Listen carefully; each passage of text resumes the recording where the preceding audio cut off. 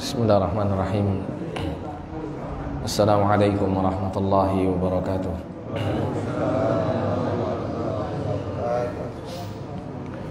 Innal hamdalillah nahmaduhu wa nasta'inuhu wa nastaghfiruh wa na'udzu billahi min shururi anfusina wa min sayyiati a'malina. Man yahdihillahu fala mudilla lahu wa man yudlil fala hadiya lahu. Asyhadu an la ilaha illallah wahdahu la syarika lahu wa asyhadu anna Muhammadan abduhu wa rasuluh. Qala Allah ta'ala fi kitabihil karim, ya ayyuhalladzina amanu taqullaha haqqa tuqatih wa la tamutunna illa wa antum muslimun. Ya ayyuhan nasu taqu rabbakum alladzi khalaqakum min nafsin wahidah wa khalaqa minha zawjaha wa batha minhuma rijalan katsiran wa nisaa'a wattaqullaha alladzi tasaaluna bihi wal arham innallaha kana 'alaikum raqiba. Ya ayyuhalladzina amanu taqullaha wa qulu qawlan sadida yuslih lakum a'malakum wa yaghfir lakum dhunubakum wa man yuti'illaha wa rasulahu faqad faza fawzan 'azima. Amma ba'du, fa inna asdaqal hadithi kitabullah wa khairal hadi hadi nabiyyina Muhammadin sallallahu alaihi wasallam wa syarrul umuri muhdatsatuha fa inna kulla muhdatsatin bid'ah wa kulla bid'atin dhalalah wa kulla dhalalatin finnar. Ma'asyiral muslimin wal muslimat rahimani wa rahimakumullah.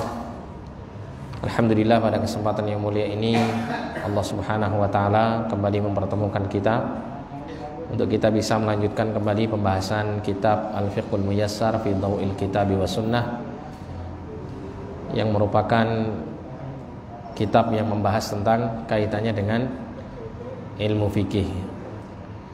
Mudah-mudahan Allah Subhanahu wa taala mengumpulkan kita sebagai hamba-hamba Allah yang disabdakan oleh Nabi sallallahu alaihi wasallam, man yuridillahu bihi khairan yufaqihu fid din. Barang siapa yang Allah taala kehendaki untuk mendapatkan kebaikan fid dunya wal akhirah, ya, untuk kebaikan dunia dan akhiratnya, maka Allah Subhanahu wa taala memberikan kepadanya pemahaman terhadap agamanya. Amin ya rabbal alamin. Nah, sekarang kita masuk bab yang ke-11, ya. Bab yang ke-11 yaitu fi salatil khauf, mengenai pembahasan tentang salatul khauf, salat karena rasa takut. Ya, rasa takut yang dimaksud di sini adalah adanya kekhawatiran dari serangan musuh, dari serangan musuh. Disebutkan oleh penulis wa fihi masail, di dalam bab ini terdapat beberapa pembahasan. Hadza huwal 'udhru tsalitsu minal a'dzari allati takhtalifu biha as-salatu fi hay'atiha aw 'adadiha wa qad taqaddama al-kalamu 'ala 'udhril maradi was safar. Ini merupakan uzur yang ketiga dari 3 uzur yang telah dijelaskan, ya, yang mana uzur ini menjadikan sholat yang dilakukan itu menjadi berbeda tata caranya atau berbeda bilangannya, jumlahnya. Dan untuk kaitannya dengan uzur sakit serta safar sudah dibicarakan pada pembahasan yang sebelumnya.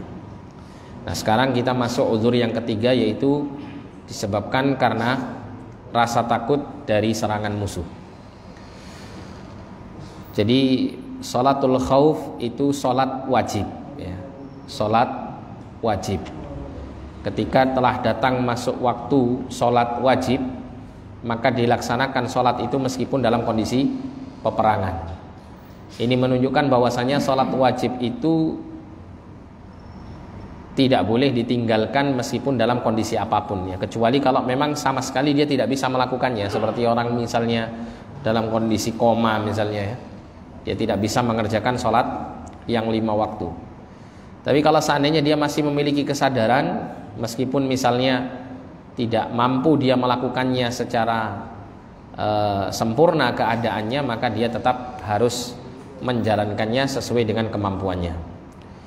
Nah, di sini diterangkan nanti akan ada ketentuan-ketentuan dan tata cara mengenai pelaksanaan sholatul khauf, yang mana memiliki perbedaan dengan sholat wajib yang lain. Al-mas'alatul ula, permasalahan yang pertama adalah mengenai hukmuha, hukum sholat khauf, wa dalilu masyru'iyatiha, dan dalil yang mensyariatkannya, wa syurutiha, dan syarat-syarat dilaksanakan sholatul khauf. Yang pertama, hukum sholatul khauf. Sholatul khaufi tushra'u fi kulli qitalin mubah.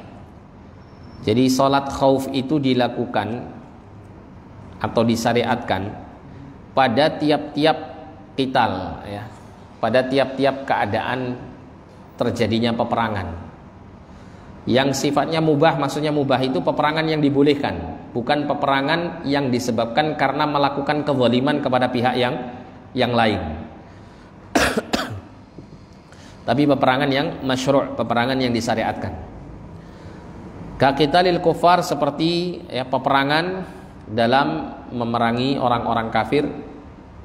Ini tentunya maksudnya adalah di medan perang dan dalam kondisi yang dibenarkan diperangi orang-orang kafir ini.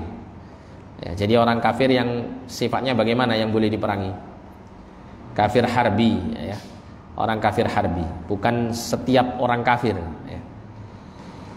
Kemudian wal bughati wal muharibin. Wal bughat, bughat itu artinya pemberontak. Ya, di dalam negara, ya, Islam itu jika ada sekelompok manusia itu hendak memberontak, maka pemerintah kaum muslimin diperbolehkan untuk memerangi mereka. Seperti apa yang pernah terjadi di masa Khalifah Ali bin Abi Thalib radhiyallahu an ketika memerangi kaum Khawarij, kaum Haruriyun, yang mana mereka memberontak kepada Khalifah Ali bin Abi Thalib radhiyallahu anhu, maka diperangi. Ya, wal muharibin, yang termasuk apa? Ya, musuh-musuh yang layak untuk atau dibolehkan untuk diperangi. Ini berdasarkan firman Allah Ta'ala dalam surat An-Nisa ayat 101, in khiftum an yaftinakumul ladzina kafaru. Jika kalian merasa khawatir, ya, orang-orang kafir itu menyerang kalian. Ya, wa qisa alaihil baqi mimman yajuzu qitaluhu. Kemudian, ya, ayat ini, ya, dikiaskan untuk yang lain dari siapapun yang boleh untuk diperangi. Karena ayat ini secara khusus hanya membicarakan serangan dari orang kafir kepada kaum muslimin. Ya, maka kaum muslimin boleh untuk memerangi mereka, ya, dan kemudian bisa melaksanakan sholatul khauf. Nah, sedangkan untuk keadaan-keadaan yang lain, ya, musuh-musuh yang mungkin bukan dari golongan orang-orang kafir tapi mereka memusuhi kaum muslimin, memerangi kaum muslimin, maka dikiaskan kebolehan pelaksanaan sholatul khauf itu dari ayat ini, ya. Al-bughah tadi, pemberontak tadi, tidak selalu mereka kafir, ya.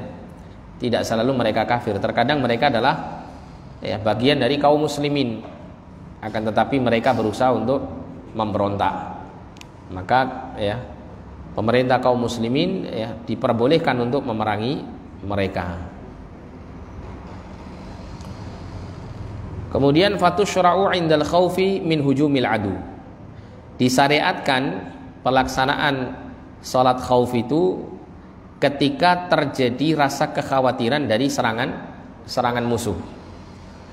Nah, ini yang perlu digarisbawahi, karena bisa jadi dalam peperangan itu, ya, mungkin, ya, pasukan kaum muslimin itu di medan perang sedangkan musuh masih sangat jauh dalam perjalanannya, sehingga tidak ada rasa khawatir kaum muslimin itu untuk diserang secara tiba-tiba atau secara mendadak, ya, karena masih jauhnya jarak musuh dengan jarak kaum muslimin.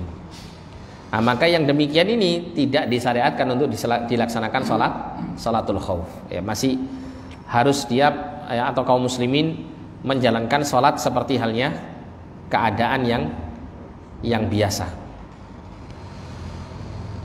Awil harabi min aduwin in kana al harabu mubahan.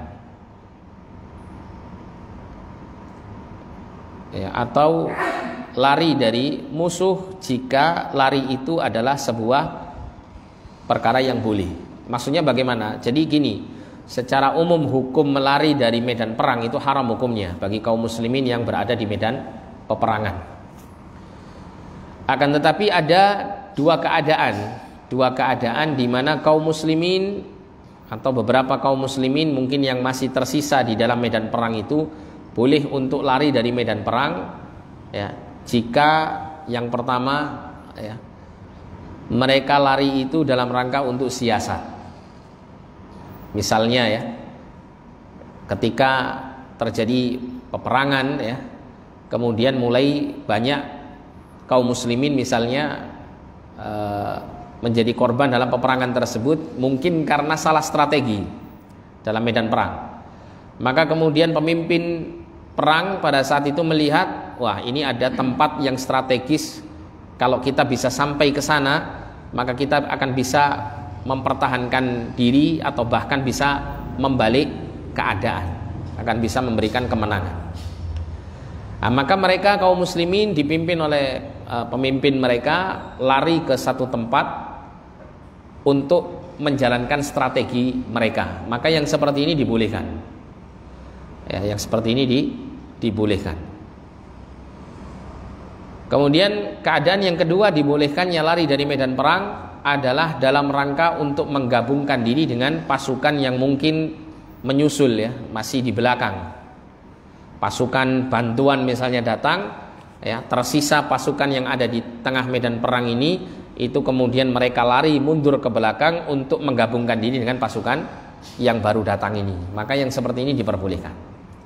Nah, dalam kondisi lari yang seperti ini di medan perang ini, ketika, ya, datang waktu sholat, maka dibolehkan untuk mereka melakukan sholatul khauf, ya, melakukan sholatul khauf yang nanti tata caranya disebutkan di dalam kitab ini. Namun sayangnya yang disebutkan dalam kitab ini hanya satu tata caranya. Ada beberapa tata cara, ya, tapi di sini hanya disebutkan satu. Wa yadkhulu fil aduwi kulla aduwin adamiyan au sab'an, ya, atau subu'an mimma yakhaful insan ala nafsihi minhu. Dan termasuk kategori musuh yang dikhawatirkan serangannya, yang membuat kemudian dibolehkan untuk melakukan sholatul khauf, itu adalah semua jenis musuh. Baik itu musuh yang adamian ini maksudnya adalah dari kalangan manusia, atau mungkin dari hewan-hewan buas, ya. Hewan-hewan buas, apa bisa hewan buas menyerang? Bisa, gitu, ya. Misalnya, ya, kebun binatang KBS Surabaya itu misalnya ada 10 singa misal di sana, misalnya, ya, ini, ya, itu lepas misalnya gitu, ya, akhirnya nyatroni warga Wonokromo misal gitu, ya.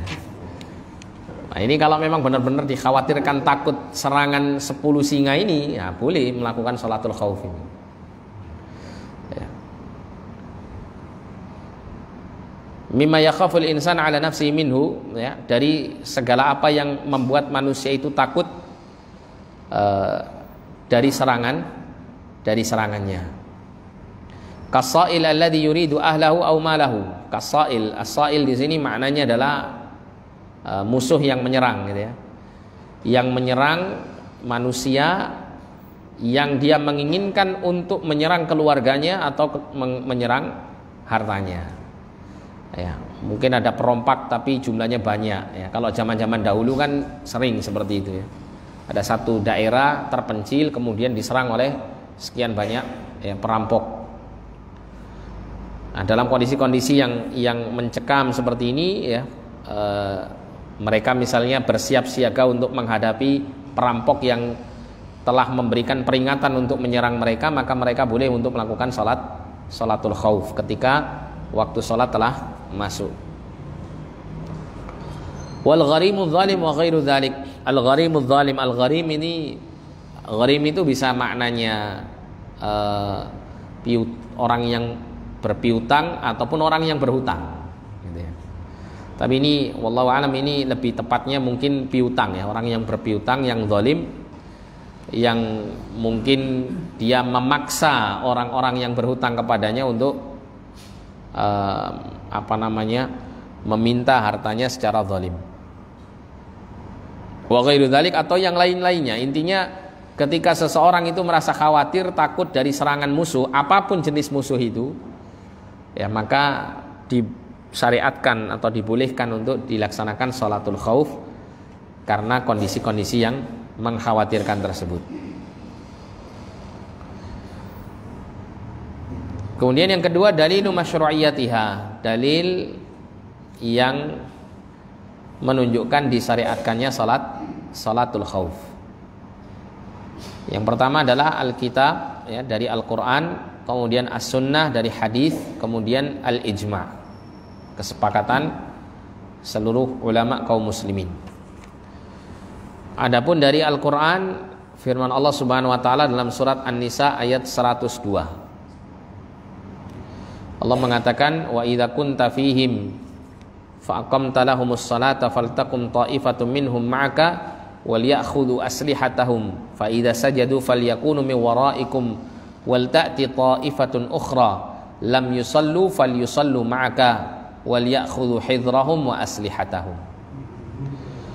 Ya, Allah mengatakan, dan apabila kamu berada di tengah-tengah mereka, tengah-tengah para sahabat, lalu kamu hendak mendirikan salat bersama-sama mereka, maka hendaklah segolongan dari mereka berdiri salat besertamu dan menyandang senjata.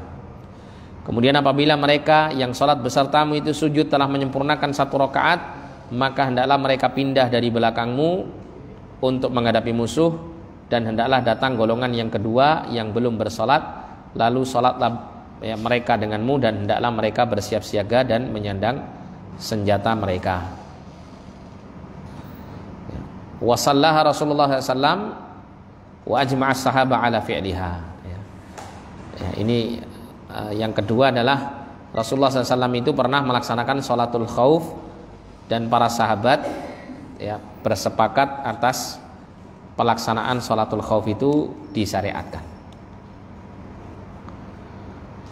Kemudian yang ketiga, syurutuha, syarat-syaratnya. Jadi syarat-syarat ini kalau tidak ada, maka tidak disyariatkan dilaksanakannya sholatul khauf. Tapi kalau ada 2 syarat ini, maka dibenarkan untuk dilaksanakan sholatul khauf. Wa tushra'u sholatul khaufi bi syartaini, disyariatkan sholatul khauf itu dengan 2 syarat. Syaratul awal, syarat yang pertama adalah an yakunal adu mimman yahillu qitaluhu,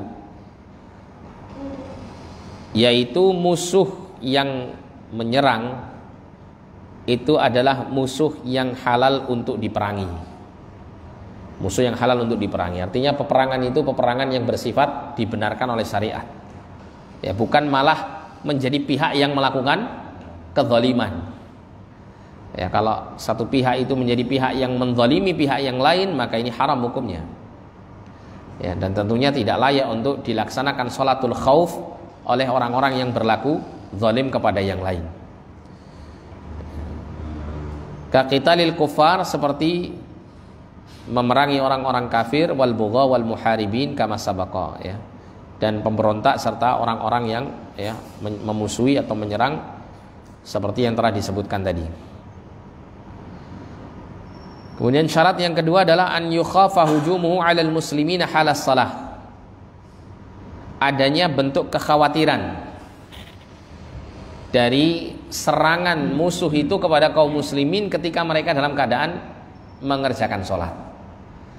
Ya. Jadi kalau semisal kondisi kaum muslimin meskipun dalam kondisi-kondisi peperangan, tapi ketika tidak dikhawatirkannya adanya serangan dari musuh ketika kaum muslimin dalam mengerjakan sholat, maka sholatul khauf tidak disyariatkan. Semisal kondisi musuh sedang perjalanan menuju kepada kaum muslimin yang akan diserang, misal begitu ya. Atau kaum muslimin dalam perjalanan untuk menyerang musuh dan belum bertemu di antara keduanya. Atau misalnya ada etika dalam peperangan. Kalau zaman dahulu ada namanya etika dalam peperangan. Peperangan itu hanya dilakukan pada saat dibolehkannya peperangan itu dilakukan pada saat matahari ya mulai terbit sampai tenggelamnya matahari. Kalau sudah malam maka ya mereka akan apa? Saling beristirahat. Ya, saling beristirahat untuk mengembalikan kekuatan mereka dan kemudian saling berperang keesokan harinya untuk melanjutkan peperangan berikutnya. Jadi kalau kondisinya memang benar-benar merasa aman dari serangan musuh, maka tidak perlu dilaksanakan salatul khauf.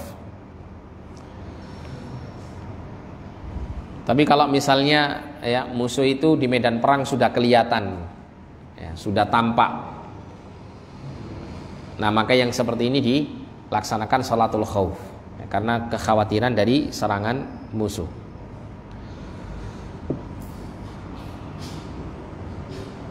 Tapi kalau misalnya sholat telah datang waktunya sedangkan peperangan itu masih berkecamuk ya di tengah medan peperangan, masih berkecamuk antara kaum muslimin dengan orang-orang kafir terus berperang gitu ya, dalam kondisi tidak memungkinkan hatta melakukan sholatul khauf sekalipun, maka bagi mereka ada uzur syar'i untuk memundurkan waktu sholatnya. Ya, bahkan terkadang karena kekhawatiran yang sangat, rasa takut yang sangat terkadang membuat kaum muslimin terkadang lalai atau bahkan mungkin memerlukan untuk mengundurkan waktu sholat, seperti yang dilakukan oleh Rasulullah dan para sahabat ketika terjadinya perang Ahzab gitu ya. Berbagai macam aliansi musuh itu berkumpul untuk menyerang kaum muslimin di kota Madinah. Pada saat itu ya, Rasulullah SAW sibuk ya untuk mempersiapkan kekuatan dalam menghadapi musuh yang sangat banyak ini. Ya, berbagai macam aliansi orang-orang kafir ini bersatu untuk menyerang kaum muslimin. Ya. Sampai Nabi mengatakan ya, mereka telah menyibukkanku dari melaksanakan sholatul wusta kan gitu ya, ai sholatul asri ya.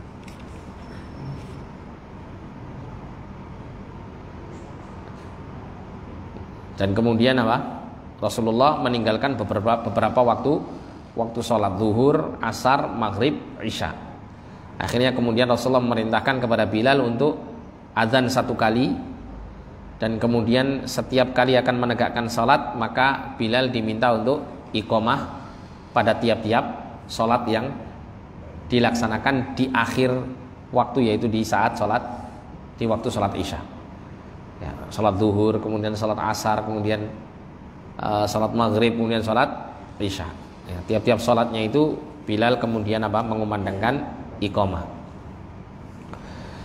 Ini dalam kondisi yang memang sangat mencekam. Jadi melihat kondisi, gitu ya, melihat kondisi.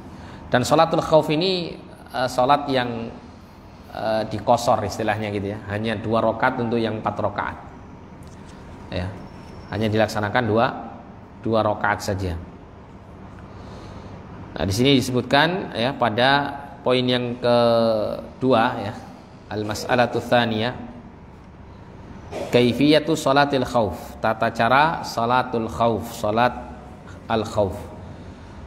Ja'at sholatul khaufi ala uddati sifat. Nah, di sini diterangkan bahwa sholatul khauf itu terdapat beberapa caranya. Ya, beberapa cara. Wa minha as-sifatul warida 'an Nabi sallallahu alaihi wasallam fi hadits Sahal ibni Abi Hathmah al-Ansari radhiyallahu anhu. Dan di antara beberapa sifat-sifat sholatul khauf itu ada sifat yang ya, datang dari Nabi SAW dalam hadis Sahal ibnu Abi Hathmah al-Ansari radhiyallahu anhu. Wa hiya ashbaha bis sifatil madhkurati fil Qur'anil Karim. Dan salat khauf yang diriwayatkan dalam hadis Sahal bin Abi Hathmah al-Ansari ini adalah serupa dengan sifat salatul khauf yang disebutkan dalam Al-Quran, yaitu dalam surah An-Nisa ayat 102 tadi. Ada keserupaan. Wa fiha ihtiyatun lis-shalah wa ihtiyatun lil harb. Jadi di dalam pelaksanaan sholatul khauf itu ada ihtiyat, ya, berjaga-jaga untuk tetap menjalankan sholat sekaligus berjaga-jaga untuk ya, berjaga-jaga dari serangan musuh. Waqad fa'ala alaihi salatu wassalam hadhihi shalah fi ghazwati dzatir riqa'. Ya, jadi Rasulullah SAW itu pernah melaksanakan salat ini dalam perang Dzatur Riqa'. Wa sifatuha kama rawaha Sahal, dan sifatnya atau tata caranya itu seperti yang diriwayatkan oleh Sahal. Nah, mulai dari kata anna ta'ifatan ini sampai bihim itu adalah riwayat dari Sahal tadi yang dikeluarkan oleh Imam Muslim dalam nomor hadis 841. Nah, ini salah satu cara bagaimana dilaksanakannya sholatul khauf. Terutama untuk kaifiyah yang disebutkan dalam hadis ini adalah kaifiyah sholatul khauf ketika musuh itu datangnya tidak dari arah kiblat. Musuh tidak datang dari arah kiblat. Anna ta'ifatan saffat ma'an Nabi sallallahu alaihi wasallam. Jadi ada sekelompok kaum muslimin itu membuat shaf untuk salat bersama Nabi sallallahu alaihi wasallam secara berjamaah. Wa ta'ifatun wijahal adu. Sedangkan satu kelompok kaum muslimin itu menghadap kepada musuh. Jadi misalnya musuhnya datang dari arah timur. Ya, Rasulullah berdiri bersama satu kelompok dalam satu shaf gitu ya. Sedangkan shaf yang kedua itu menghadap timur, menghadap musuh. Fasalla billati ma'ahu rak'atan.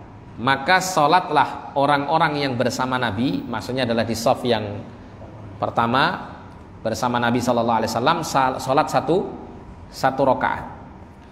Tsumma tsabata qa'iman. Kemudian Nabi tetap berdiri pada rakaat yang keberapa?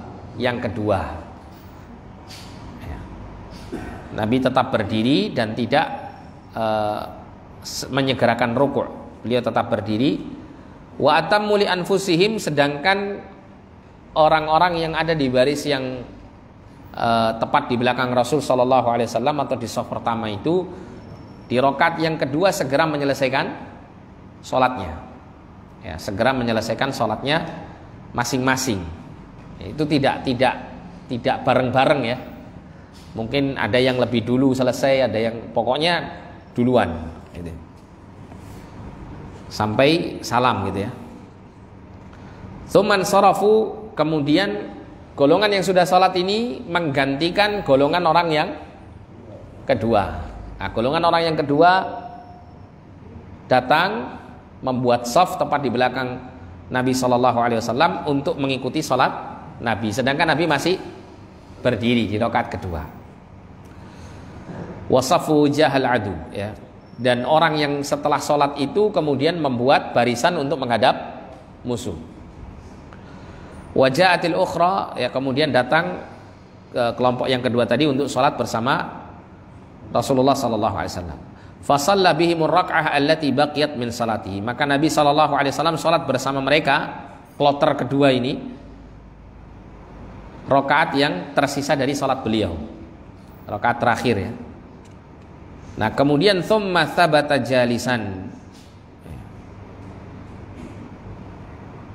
Kemudian beliau pada saat duduk tasyahud akhir, beliau tetap duduk dan tidak menyegerakan salam. Nah, kemudian untuk orang yang mengikuti Rasulullah yang terakhir ini, mereka berdiri untuk menyempurnakan salat mereka, menambah rakaat satu lagi kan begitu, karena kurang satu rakaat. Sampai pada saat mereka duduk tasyahud akhir bersama-sama dengan Rasulullah, kemudian apa? Mengucapkan salam bersama mereka. Gitu. Ini tata cara sholatul khauf ketika musuhnya itu tidak ya berada di bagian kiblat, tapi di tempat yang lain atau di arah yang berbeda. Dan ini disebutkan, sayangnya di kitab ini hanya disebutkan satu saja ya. Karena judul kitab ini kan Al-Fiqhul Muyassar kan itu ya, fikih yang mudah gitu. Tidak dijelaskan secara panjang lebar, sehingga diambil salah satu yang menurut penulis yang paling penting gitu ya, paling penting untuk disampaikan. Kenapa ini yang dipilih? Karena pelaksanaan sholat ini paling mencocoki Al-Quranul Karim. Meskipun yang lain-lain juga dilaksanakan Rasul Shallallahu Alaihi Wasallam, tapi sesuainya dengan ayat itu adalah yang tata cara seperti ini, ya, yang tata cara seperti ini.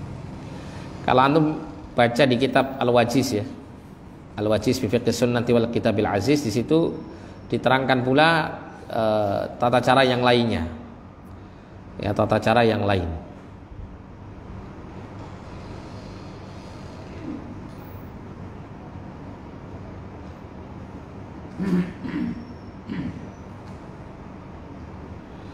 Seperti contoh riwayat Ibnu Umar ya, riwayat Ibnu Umar. Jadi Rasulullah SAW itu ketika melaksanakan sholatul khauf, satu rakaat bersama salah satu golongan, sedangkan golongan yang satunya itu dalam keadaan menghadap musuh.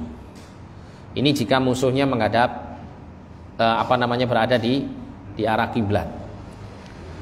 Kemudian golongan pertama berpaling dan menggantikan di tempat kawan-kawan mereka yang lain sambil menghadap ke arah musuh, ya. Golongan kedua ikut sholat bersama Nabi SAW satu rakaat. Ya. Lalu Nabi SAW dan golongan kedua pun meneruskan satu rakaat. Begitu juga dengan golongan yang pertama. Ya, jadi bareng-bareng di bagian akhirnya. Ya. Ini keadaan yang kedua. Kemudian ada riwayat dari Jabir bin Abdullah radhiyallahu an, diceritakan oleh Jabir bahwa beliau pernah sholat khauf bersama Rasulullah SAW. Ya, Rasulullah SAW itu membariskan ya, para sahabat pada saat itu dengan dua shaf, dengan dua baris. Satu shaf tepat di belakang Rasulullah SAW, sementara pada saat itu ini yang juga dari arah kiblat ya. Kalau yang kedua tadi bisa dari arah kiblat maupun dari arah yang bukan kiblat. Kalau yang ketiga ini lebih khusus dari arah kiblat. Jadi ada dua shaf tadi ya yang dibuat Rasulullah SAW. Kemudian satu shaf itu tepat berada di belakang Rasulullah SAW. Sementara ya pada saat itu musuh itu berada di antara kami dan kiblat. Di antara kami dan kiblat. Berarti musuhnya dari arah kiblat. Ya, maka Nabi SAW bertakbir, lalu kami semua bertakbir. Ketika beliau rukuk, kami semua pun rukuk. Ini dua shaf ya. Semuanya rukuk. Kemudian bangkit dari rukuk, kami pun melakukannya bersama-sama. Pada saat kapan? I'tidal, di rakaat pertama ya. Kemudian beliau dan shaf terdepan melaksanakan sujud. Beliau dan shaf terdepan melaksanakan sujud. Sedangkan shaf terakhir di belakang itu tetap berdiri menghadap musuh. Berdiri menghadap musuh.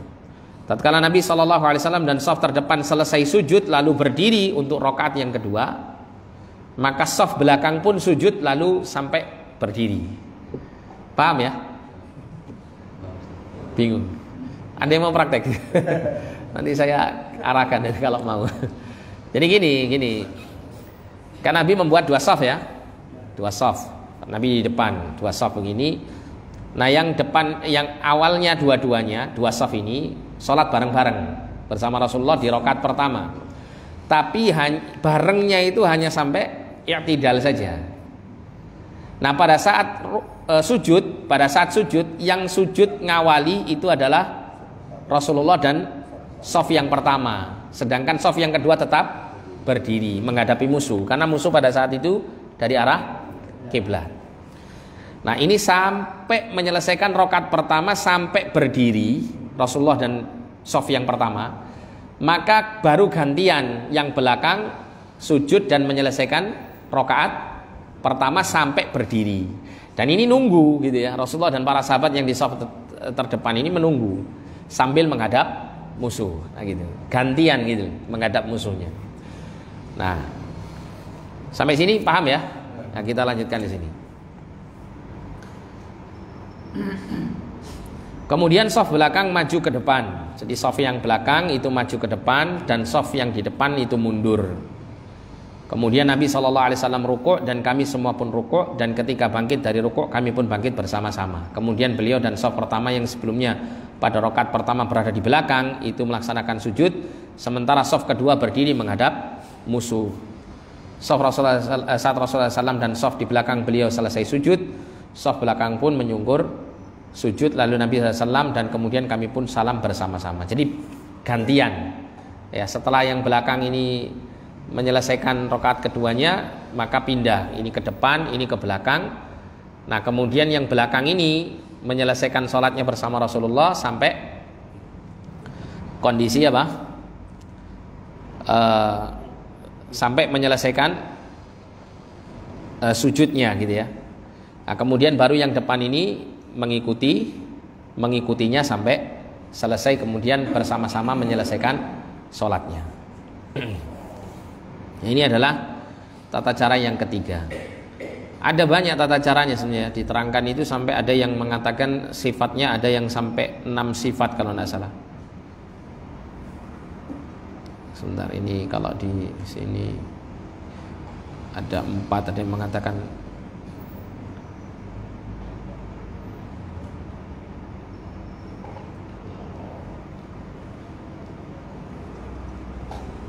nah kemudian ada ini satu faidah ini ya dari Syekh Ibnu Utsaimin rahimahullah fi Syarhil Mumti', dalam kitab beliau Asy-Syarhul Mumti'.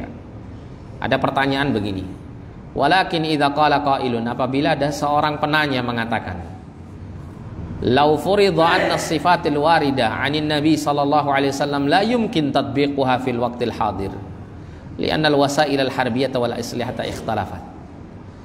Jadi kalau ada orang mengatakan begini, kalau diwajibkannya pelaksanaan sholatul khauf itu dengan tata cara yang sudah dicontohkan Nabi Shallallahu Alaihi Wasallam tadi, tapi prakteknya itu tidak memungkinkan di masa sekarang, karena mungkin ya al-wasailul harbiyah wal asliyah ikhtalafat, karena sarana-sarana dalam peperangan itu di masa sekarang berbeda.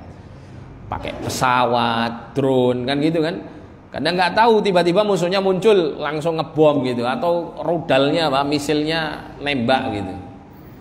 Gak kelihatan musuhnya, tiba-tiba langsung terjadi serangan ya. Sehingga tidak memungkinkan untuk tata cara seperti ini dilaksanakan di masa sekarang. Nah gitu. Terus bagaimana? Nah gitu. Nah di sini diterangkan oleh Syekh Ibnu Utsaimin rahimahullah. Maka kita menjawabnya, idza da'atid darura ila salati fi waqtin yakhafu fihi minal adu fa innahum yusalluna salatan aqrab ma takunu ila sifatil warida 'anil nabi sallallahu alaihi wasallam idza kanat as-sifatul warida 'anil nabi sallallahu alaihi wasallam la tata'atta liqaulillahi ta'ala fattaqullaha mastata'tum. Ya sebentar ya.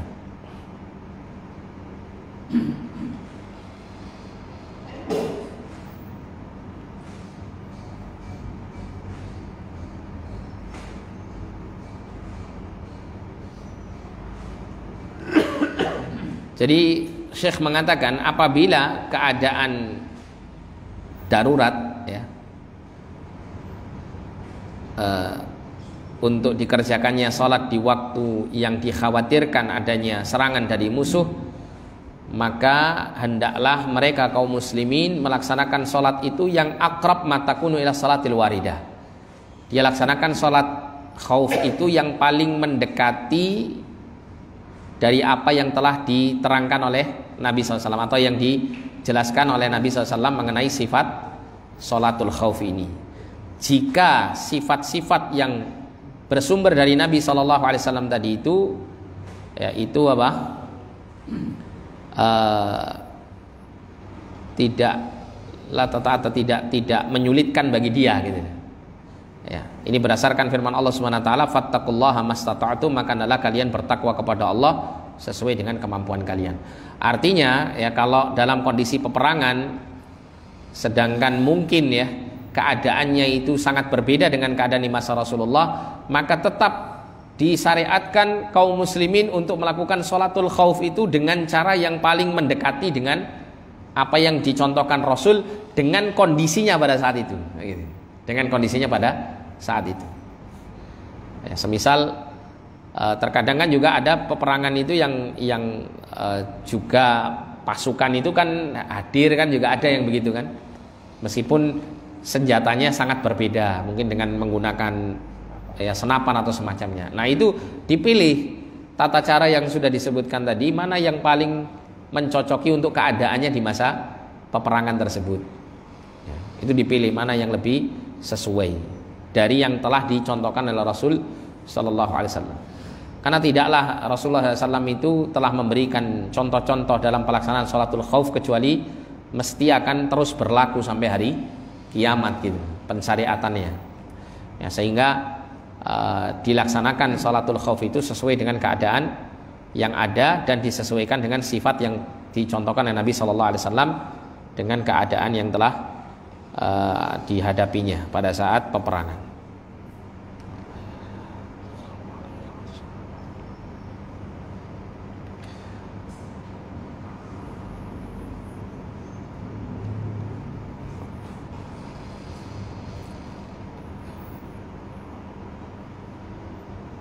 Nah sekarang ada juga keterangan yang lain mengenai sholatul khauf ini. Ada sebuah riwayat ya yang dikeluarkan Imam Bukhari dari Nafi' bahwasanya Abdullah bin Umar radhiyallahu anhuma ya menyebutkan setelah sifat sholat khauf yang sudah kita baca tadi, kemudian beliau mengatakan fa in kana khaufun huwa ashadda min dzalika sallau rijalan qiyaman ala aqdamihim aw rukbanan mustaqbilil qibla aw ghair mustaqbiliha.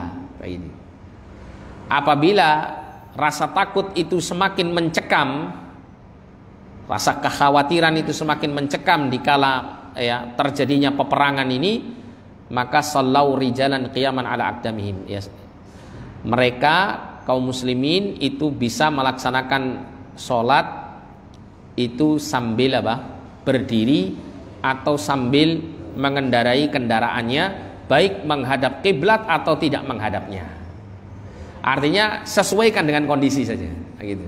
Ini yang dikatakan oleh Abdullah bin Umar radhiyallahu anhu. Jika rasa takut dalam peperangan itu semakin mencekam, maka Nafi' mengatakan, Nafi' yang meriwayatkan hadis ini dari Abdullah bin Umar, la ura Abdullah bin Umar dzakara dzalika illa an Rasulillah sallallahu alaihi wasallam ya, tidaklah aku memandang Abdullah bin Umar menyebutkan hal seperti ini kecuali pasti dari Rasulullah sallallahu alaihi wasallam.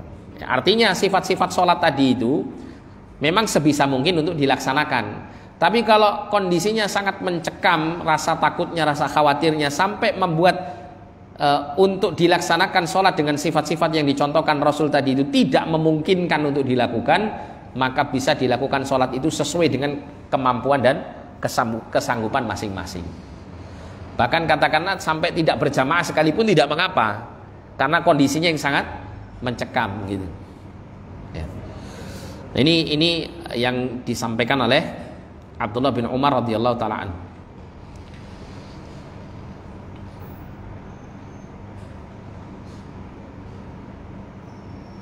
Nah kemudian di sini ada keterangan ya. Fa in kana khaufan huwa asyaddu min dzalik. Apabila rasa takut, rasa khawatir dalam peperangan itu semakin ya besar, semakin mencekam. Yakni khaufan la yumkin ma'hul muqam fi maudhi'in. Jadi rasa takut yang tidak memungkinkan baginya untuk dikerjakan sholat itu dalam satu keadaan yang telah disebutkan ya, seperti yang dicontohkan tadi, wala iqamatus shaffin, dan tidak bisa ditegakkan shaf ya, tidak bisa dibuat berbaris dilaksanakan sholat itu, maka sallau rijalan ya, maka sholatlah ya, rijalan maksudnya di sini para lelaki yang berperang itu mereka sholat qiyaman ala aqdamihim, baik dengan cara mereka berdiri dengan kaki mereka atau yang lainnya. Wa dzalika annal khaufa ala darbain, dan yang demikian ini menunjukkan bahwasanya rasa takut itu ada dua. Darbun yumkinu fihi al-istiqrar wa iqamatus shaf, lakin yakhafu min dhuhuril adu bil istighali bis shalah. Ya.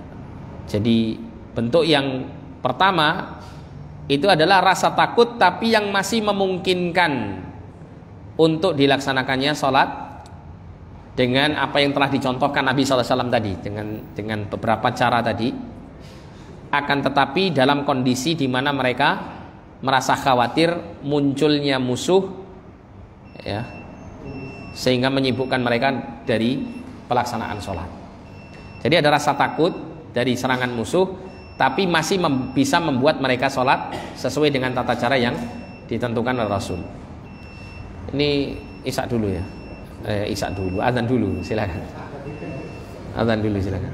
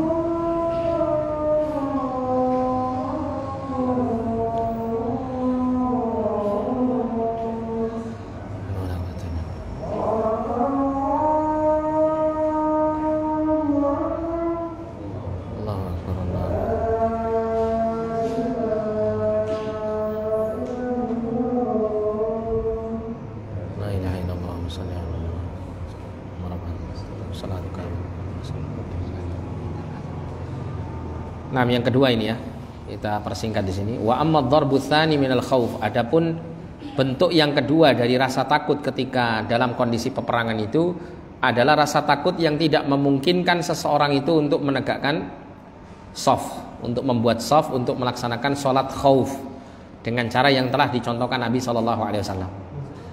Ya. Maka yang seperti ini, fahada yusalli kaifa amkanahu, maka dia bisa sholat bagaimana sesuai dengan kondisinya. Rajilan aw rakiban, baik itu dengan berjalan kaki, misalnya dia dalam kondisi peperangan, dia manggul senjata gitu ya. Waktu sholat dia harus berpindah dari satu tempat ke tempat yang lain. Ya, dalam kondisi seperti itu dia tetap apa? Diperintahkan untuk sholat. Ya, diperintahkan untuk sholat. Ya. Meskipun apa? Rajilan aw rakiban, baik dengan berjalan atau dalam keadaan mengendarai kendaraan. Allah Ta'ala berfirman, fa in khiftum farijalan aw rukbana. Apabila kalian merasa takut dari serangan musuh, maka farijalan aw rukbana, kalian bisa melaksanakan sholat itu sambil berjalan atau dalam kondisi berkendara. Jadi ini adalah berkenaan dengan sholatul khauf. Wallahu a'lam bishawab. Cukup ya. Tidak usah pertanyaan ya. Nanti saya kemalaman soalnya saya juga mau ngaji lagi. Insya Allah pertemuan berikut kalau memang ada kesempatan kita akan buka sesi tanya jawab. Karena masalah sholatul khauf memang kita belum membutuhkannya kan gitu ya.